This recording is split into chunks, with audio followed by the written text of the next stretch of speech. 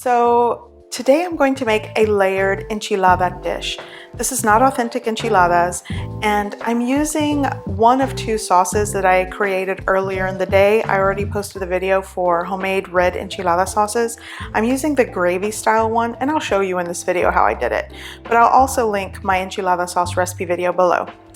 I'm going to season the ground beef with Taco Bell seasoning, and I'm going to add some cheese sauce in between the layers. It's so good. This is not anything traditional or authentic, but it's just beefy, cheesy goodness. So here we go.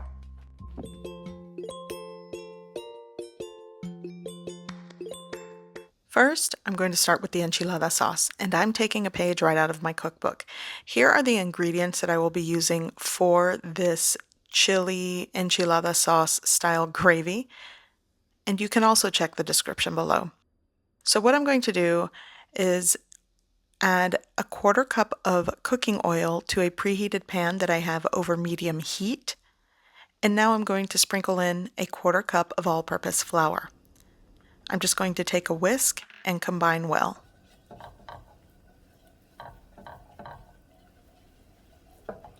Next, I'm going to add 2 tablespoons of chili powder, and this is not spicy. This is actually a chili powder spice blend.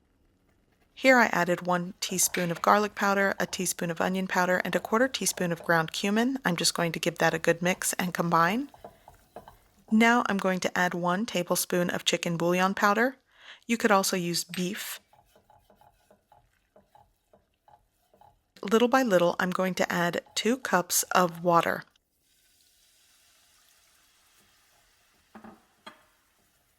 You just want to combine to make sure that no lumps are in your sauce. And once it's all combined, you'll want to bring to a gentle simmer until thickened and turn off the heat. And then you can set it aside until you're ready to use it. Okay, so I'm going to be adding ground beef to this layered enchilada dish. So I'm starting with a cold pan. I'm adding 1 pound of lean ground beef. And now I'm going to turn on the heat to a medium-high heat and start to break apart the meat and cook it.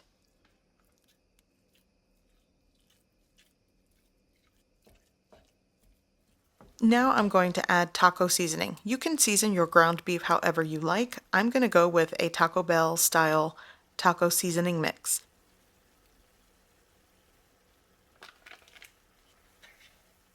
I'm just going to mix this in, combine well. And now I'm going to add 3/4 cup of water, give it a mix, let it simmer for about 10 to 15 minutes, and then it's done. Turn off the heat and set aside until I'm ready to use it. I'm going to be using around 1.5 cups of cheese sauce. You could use store-bought cheese sauce, make it how you like it. The other day I posted a video using cheese sauce, so I had some left over, and that's what I'm using in this recipe today. But here are the ingredients and measurements for how I made the entire cheese sauce recipe.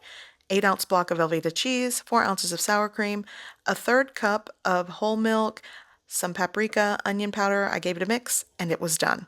I'm going to use 1.5 cups of that. Here I have my sauce ready to go, and it's easier if you pour it into a measuring cup. It makes it easier to just pour and layer as you create this dish.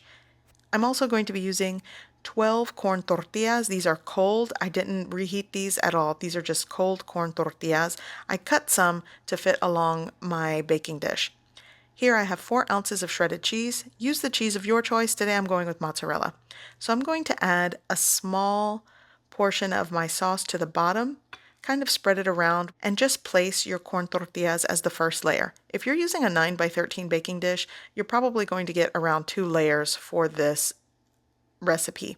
I'm using a smaller 2.3 quart baking dish, so I can do about 3 layers of this. So I added my sauce, corn tortillas, part of my ground beef mixture, a little bit of my mozzarella cheese. I'm going to drizzle on and add the cheese sauce all over the top. And then I'm going to go and drizzle some of my enchilada sauce. And then you just repeat the process for all of the layers.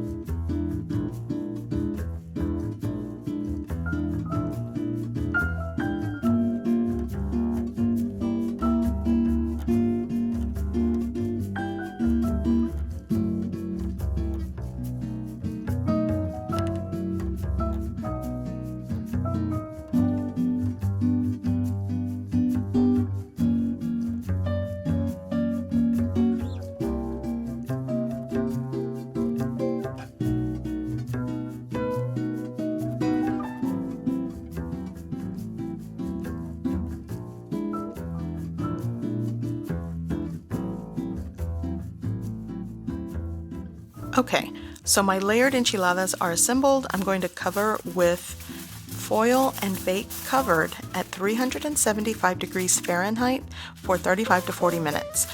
I suggest baking this covered because it will dry out if you uncover it, and even if you want to get a cheese crust, it'll end up drying out. So this is why I like to bake it covered.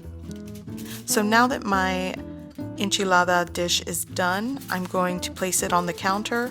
I'm going to carefully uncover this. Be careful because steam does escape.